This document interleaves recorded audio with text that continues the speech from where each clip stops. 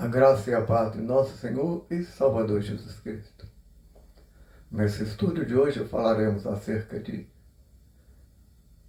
Apocalipse capítulo 20, verso 1 a 6, que trata das duas ressurreições e o ponto de vista amilenista. Primeiramente, eu vou ler o capítulo 20, verso 1 ao verso 6. E vi descer do céu um anjo que tinha a chave do abismo e uma grande cadeia na mão. Ele prendeu o dragão, a antiga serpente, que é o diabo Satanás, e o amarrou por 1000 anos. E lançou-o no abismo, e ali o encerrou e pôs selo sobre ele, para que não mais engane as nações, até que os 1000 anos se completem. Depois importa que seja solto um pouco de tempo. E vi tronos, e se assentaram sobre eles a quem foi dado o poder de julgar, e vi as almas daqueles que foram degolados pelo testemunho de Jesus e pela palavra de Deus, e que não adoraram a besta nem a sua imagem, e nem receberam o sinal na testa nem na mão, e viveram e reinaram com Cristo durante 1000 anos. Mas os restantes dos mortos não reviveram até que os 1000 anos se acabaram. Essa é a primeira ressurreição. Bem-aventurado aquele que tem parte na primeira ressurreição, porque sobre estes a segunda morte não tem poder, e eles serão sacerdotes de Deus e de Cristo e reinarão com ele 1000 anos. Pois bem, para o amilenista e o pós-milenista, essa prisão ocorreu na primeira vinda de nosso Senhor e Salvador Jesus Cristo. O pós-milenista já existe no canal um vídeo sobre esse tema, e hoje vamos falar um pouco do amilenismo e a interpretação dada a essa passagem. Primeiramente, em relação a esse texto, 24. Eles interpretam que essa passagem ocorre nos céus, não na terra. E, segundo o entendimento deles, seria basicamente o seguinte: na medida em que o cristão morre, a sua alma vai para o céu e passa a reinar com Cristo no céu. Então, desde a primeira vinda, a partir do momento que há a morte de um cristão, a sua alma já está reinando com Cristo lá nos céus. Essa seria para eles a primeira ressurreição. Seria uma ressurreição espiritual. Somente ocorre para os que são de Cristo. Eles, a partir do momento que morrem, sua alma já vai direto para os céus e passam a reinar com Cristo lá em cima. O corpo, obviamente, vai para a terra e vira pó. E a segunda ressurreição, que seria no final, depois de ter passado esse período longo de tempo, na segunda vinda de nosso Senhor Jesus Cristo, essa segunda ressurreição seria geral, tanto de crentes quanto de ímpios. Aí o corpo ressuscitado do crente vai se unir à alma que já estava lá nos céus. Também dizem que todos os povos cristãos ou não cristãos, ímpios, obviamente, estarão no juízo final, serão julgados por Deus. E com relação à prisão de Satanás, eles dizem que, eu vou ler um texto aqui, precisamos voltar a esse ponto e deixar bem claro que a prisão de Satanás não significa sua inatividade. Satanás está vivo e ativo no planeta Terra. Mais uma vez, William Hendricks é oportuno em seu comentário.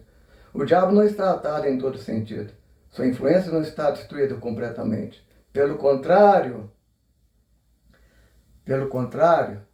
dentro da esfera que se lhe permite exercer sua influência para o mal, ele brama furiosamente. Um combatado firmemente com uma longa coleira pode fazer muito dano dentro do seu círculo de prisão. Em outras palavras, Satanás estaria preso, não literalmente preso. Por quê? Porque está vivo e ativo no planeta Terra. Só estaria com seu poder limitado. O que seria esse poder limitado? Não poderia enganar as nações para não aceitarem o Evangelho, para que o Evangelho não prosperasse. Bom, primeiramente, vamos começar por essa parte. Essa doutrina é completamente falha, e o primeiro motivo é muito singelo. Satanás sequer foi expulso dos céus. Sim, Satanás se encontra nos céus, é acusador de nossos irmãos. Essa função ele adquiriu por culpa do primeiro homem. Se Adão não tivesse pecado, se Adão não tivesse dado ouvido à sua mulher e não comido com ela do fruto da árvore do conhecimento e do bem e do mal, Satanás e seus anjos teriam sido lançados no lago de fogo que foi feito para eles. Porém, o homem, ao pecar, deu sobrevida a Satanás nos céus, passando ele a exercer uma outra função, agora de acusador da criação de Deus. Então Satanás não foi expulso dos céus, será expulso dos céus ainda. Tem um estudo específico sobre ele nesse canal. Convido os irmãos a assistirem. Ora, se Satanás não foi expulso dos céus, naturalmente, ele não está preso e nem sequer acorrentado. Mas há de se louvar a criatividade dessa corrente para querer justificar a prisão de Satanás. Ora, dizem que ele está ativo no planeta Terra. Ou seja, ele está vivo e ativo no planeta Terra. Mas só foi limitado para não poder enganar as nações. Ora, gente, a Bíblia é muito clara. A Bíblia é muito clara. O mundo jaz no maligno. O príncipe desse mundo é Satanás. E por aumentar a iniquidade, o amor de muitos esfriariam. Isso é sinal de alguém que estaria preso somente para evitar esse engano das nações? Gente, tem que ser um pouquinho de pensamento. Ora, Satanás, Paulo determina que nós usemos o quê? As armaduras de Deus, por quê? Porque ele está sempre querendo nos acertar. Pedro, o que fala a respeito de Satanás? Por que nós temos que nos manter vigilantes? Ora, ele não só está ativo e vivo no planeta Terra, como é nosso acusador diante de Deus. Vai lá em cima, faz igual ele fez com Jó, volta à terra, vai lá em cima e volta à terra. Essa prisão descrita aqui em Apocalipse capítulo 20 é prisão de fato. De fato. Ah, mas Satanás é espiritual. Olha, nós não compreendemos completamente o reino espiritual, mas quem está aprendendo aqui é Deus. Deus está lançando ele no abismo, colocando o selo sobre ele no abismo, e o texto é claro, ele não pode sair de lá enquanto não se completar os 1000 anos. Então, enquanto não completar os 1000 anos, ele não sai de lá. Ou então ele está preso ou ele está solto. Não tem meio termo. Não tem meio termo. A prisão aqui, vamos colocar assim, considerando que eu sou advogado, a prisão aqui é no regime fechado. Ele não está no regime aberto. Ele pode sair livremente por aí fazendo o que quer, não. Ele está no regime fechado, ele não pode sair da cadeia. Ele está preso por 1000 anos. Isso é prisão de fato. Não pode sair. Não pode sair. Esse é o significado do texto. O texto está dizendo isso de forma clara. Satanás está preso e acorrentado. E por 1000 anos, e não pode fazer absolutamente nada durante esse período. E nós vamos saber, ou melhor, já falamos sobre isso em outro estudo. Então, quando vai se tentar justificar essa prisão, se cai em contradição.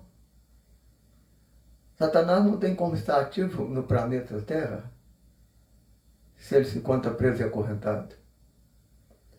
Essa limitação que fala é para não enganar as nações, basta fazer um retrospecto dos 2000 anos, idade média, que foi considerada a idade das trevas, O mundo atual, gente, o texto é claro. Quando ele for preso, ele não pode sair de lá. Ele não pode sair de lá. Quem está falando isso é que e lançou no abismo e selou para que não mais engane as nações até que os 1000 anos se acabem. E depois importa que seja solto. Ou seja, ele só vai ser solto depois que terminar os 1000 anos. Até lá, ele está preso e não pode fazer absolutamente nada. E lembrem-se de uma questão muito singela, muito singela mesmo. Satanás, para fazer qualquer coisa, tem que ter a permissão de Deus. Basta ver o texto de Jó. Satanás vai à presença de Deus. Basta ler o livro de Jó. Então essa prisão aqui é futura. Mas vem algo interessante. O verso 20, ou melhor, o capítulo 20, o verso 4, se entende então que se cumpre nos céus e não na terra. Então, obviamente, na medida em que ocorre a morte dos crentes, eles passam a reinar com Cristo nos céus. Essa é uma questão, vamos dizer assim, controversa. Existem aqueles que creem dessa forma, que a partir do momento que o cristão morre, sua alma passa a reinar diretamente com Cristo nos céus, e aqueles que pensam de forma diferente, que estão dormindo, aguardando o momento da ressurreição. Eu, particularmente, penso dessa forma. Mas isso não interfere na questão que nós estamos analisando aqui. Ora, uma coisa aqui então precisa ser chamada a atenção dos irmãos em relação ao verso 4. O que é? Ora, se essa cena se passa no céu e ela retrata o quê? O reinado de Cristo por 1000 anos. Satanás é preso. Então a prisão de Satanás, ela coincide com o quê? Com o reinado. Satanás é preso para não enganar as nações e o reinado de Cristo, então, tem início. Esse é a lógica do texto. Essa é a lógica do texto. E o texto diz o seguinte: todos aqueles que foram degolados pelo testemunho de Jesus e pela palavra de Deus, e que não adoraram a besta nem a sua imagem, não receberam o sinal na testa nem na mão, e viveram e reinaram com Cristo os 1000 anos. Bom, aí vai uma questão muito simples. Tudo bem que a cena possa passar até no céu, vamos colocar dessa forma só para a argumentação. Então eles passaram a reinar com Cristo. E esses 1000 anos, obviamente, é um longo período de tempo. Mas aqui tem uma questão que não tem como fugir dela. Quem é que começou a reinar com Cristo 1000 anos? O texto é claro. Os que foram degolados pelo testemunho de Jesus, pela palavra de Deus, e que não adoraram a besta nem a sua imagem, e nem receberam o sinal na testa e nem na mão.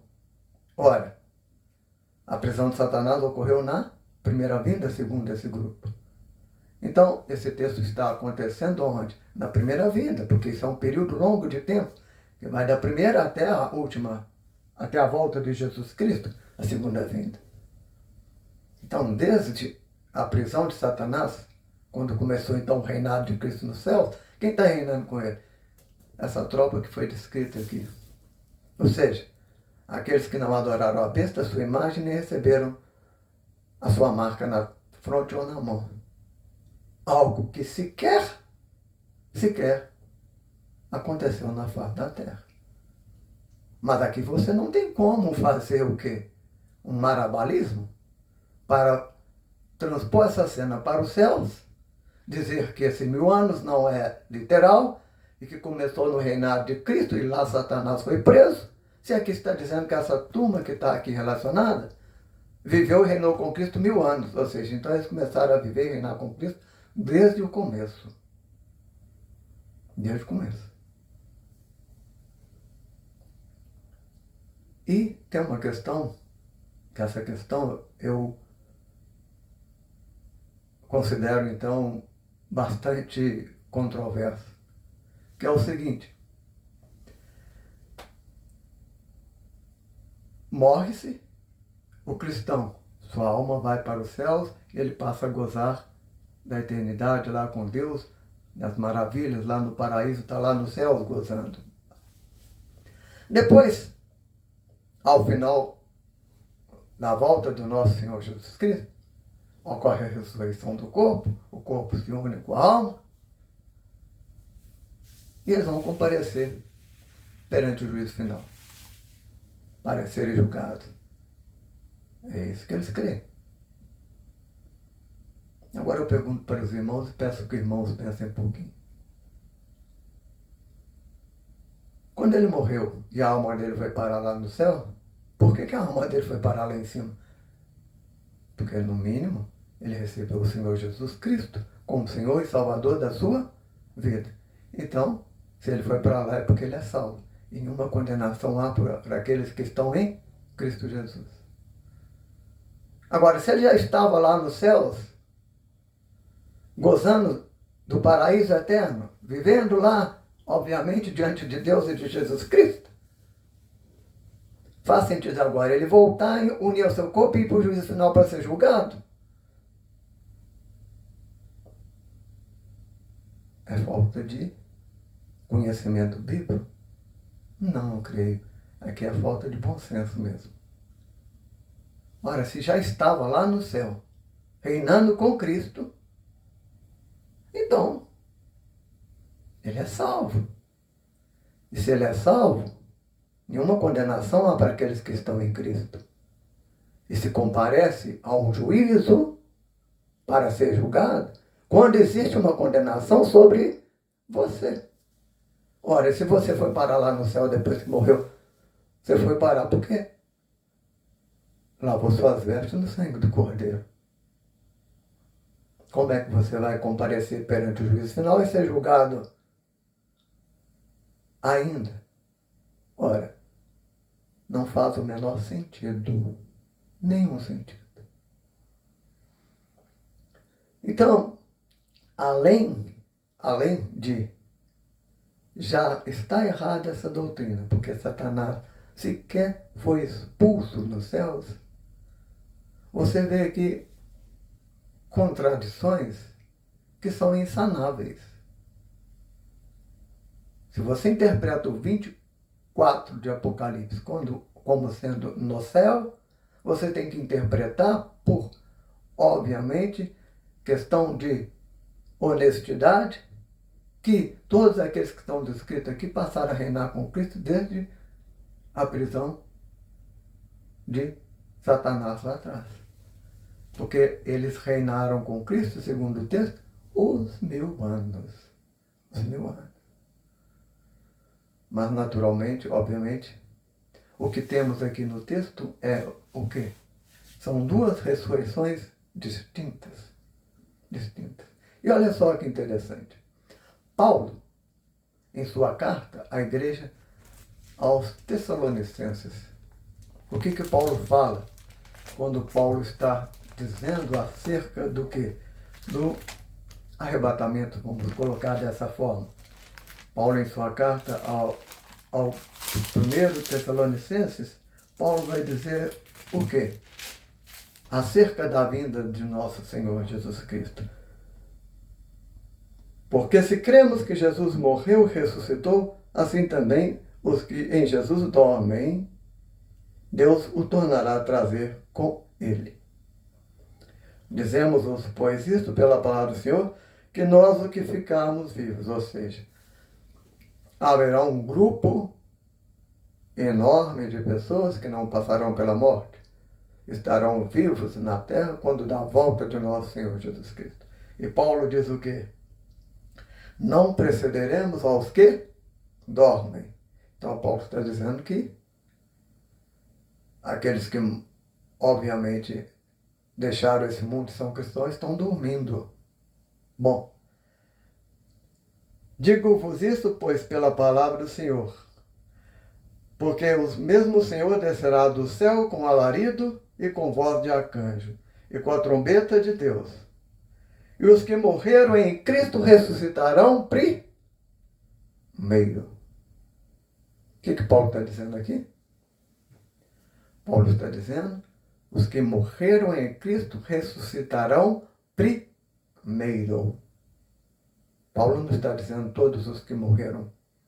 Ele está falando só de quem ressuscitou, é só quem morreu em Cristo. Então está dizendo claramente, os que morreram em Cristo ressuscitam primeiro, e depois nós, os vivos, os que ficarmos, seremos arrebatados com ele nas nuvens para encontrar o Senhor nos ares. Ora, Paulo é muito claro aqui, dizer que quem ressurge primeiro, a ressurreição aqui é só de cristãos. Aqui é só de cristãos. Não tem ressurreição de ímpio nenhuma aqui, não. É só de cristão.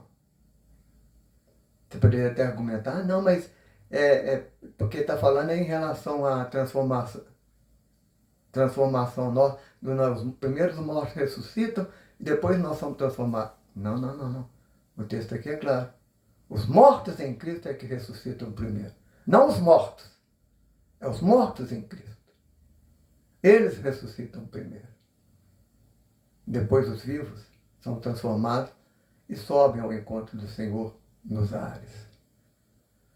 O reinado de Cristo, entendam, é nessa terra. Ele, no Sermão da Montanha, já dizia, bem-aventurados os mansos, porque herdarão a terra. Daniel, a pedra cortada, sem auxílio de mãos, que atinge a estátua nos pés, se torna uma montanha, enche a terra, e seu reino é eterno e não passará para outro. Apocalipse diz 11, os reinos deste mundo se tornaram do Senhor e do seu Cristo, e ele reinará para sempre. Quais reinos se tornaram do Senhor e do seu Cristo? Deste mundo. As nações, os reinos deste mundo se tornaram do Senhor e do seu Cristo, e ele vai reinar para sempre. Não é de outro, não. É deste mundo. Capítulo 7 do livro de Daniel, a mesma coisa. Quando vê aquela visão do ancião, o reino de Cristo é eterno. Ele assume o reino e assume para todos sempre. E Satanás, então, ele é preso quando? Quando da segunda vinda do nosso Senhor e Salvador Jesus Cristo. Aí sim, para não enganar mais o quê? As nações que estarão sob o quê? O comando do nosso Senhor Jesus Cristo. Aí ocorrerá o que está lá em Isaías, capítulo 2, versículo 4. Ele ensinará as nações, essas transformarão as suas espadas em enxadas, suas lanças em podadeiras. Acontecerá aqui o que está lá em Abacuque, a terra se encherá do conhecimento da glória do Senhor com a areia.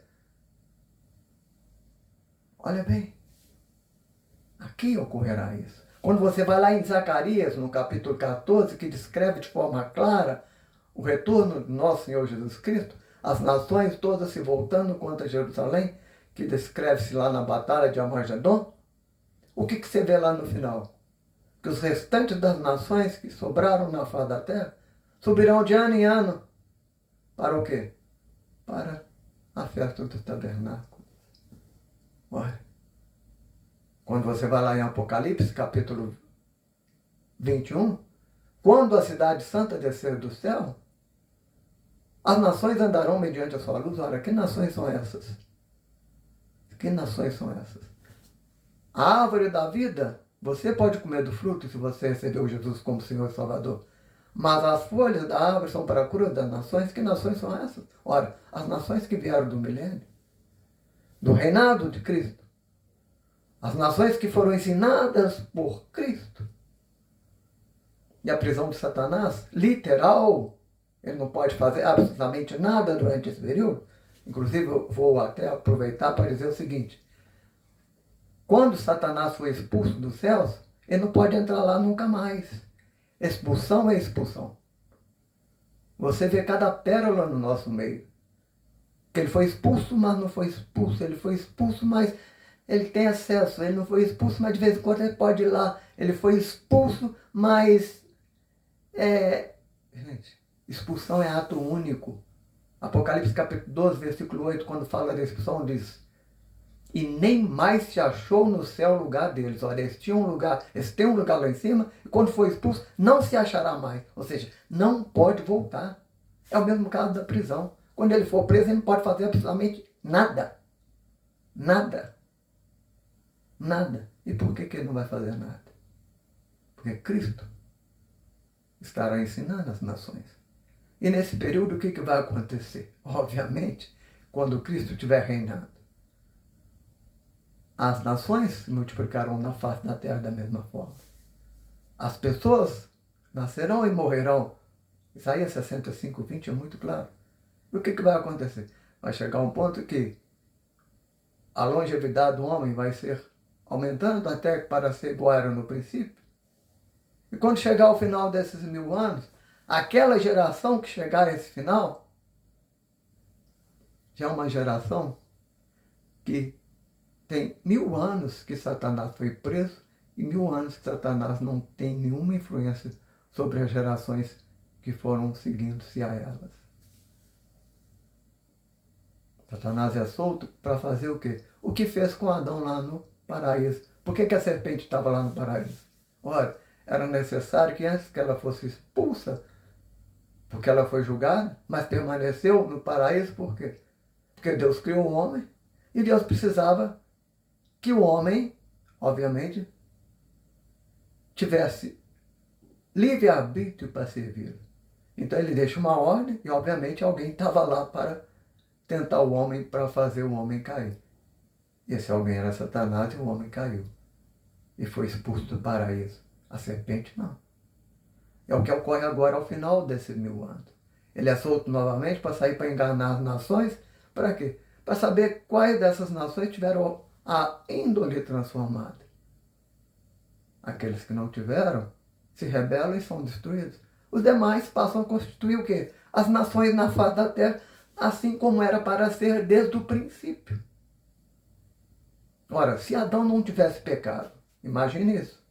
Onde Adão estaria hoje? Estaria no paraíso. Esse foi o propósito de Deus e é o propósito de Deus. Estaria no paraíso. E Deus mudou seu propósito? Não. Não. E você pode até achar engraçado, mas nós vamos ter o quê? 2 classes de pessoas que estarão vivendo na face da terra. Homens naturais, como era para ser desde o princípio com Adão, mas que não morrem, porque a morte foi abolida da face da terra. E, naturalmente, aqueles que estarão habitando dentro da cidade santa, que são quem? Aqueles que lavaram e remiram suas vestes do sangue do Cordeiro, que é um grupo especial. Eu convido vocês a lerem esse estudo, ouvirem esse estudo. Então, Satanás foi expulso dos céus? Não. Satanás está preso e acorrentado? Não. Vai ser preso e acorrentado na segunda vinda de Jesus Cristo. Esse período de 1000 anos é um período literal? Sim, sim. Por quê? Porque a ele segue-se outro período que não se fala qual que é o tempo, que é quando Satanás é solto. Quando os amilenistas vão explicar isso, ora, como você tem um período de 1000 anos, que é um longo período de tempo, seguido por a soltura de Satanás por mais um tempo. Ora, não faria sentido se esses 1000 anos não fossem literais. Ora, Satanás é solto depois desses 1000 anos. O texto é muito claro. Então a prisão de Satanás é futura. Ele sequer foi expulso dos céus. E outra questão importante. Se você foi lavado e remido no sangue do Cordeiro, você não estará presente no juízo final. Não estará.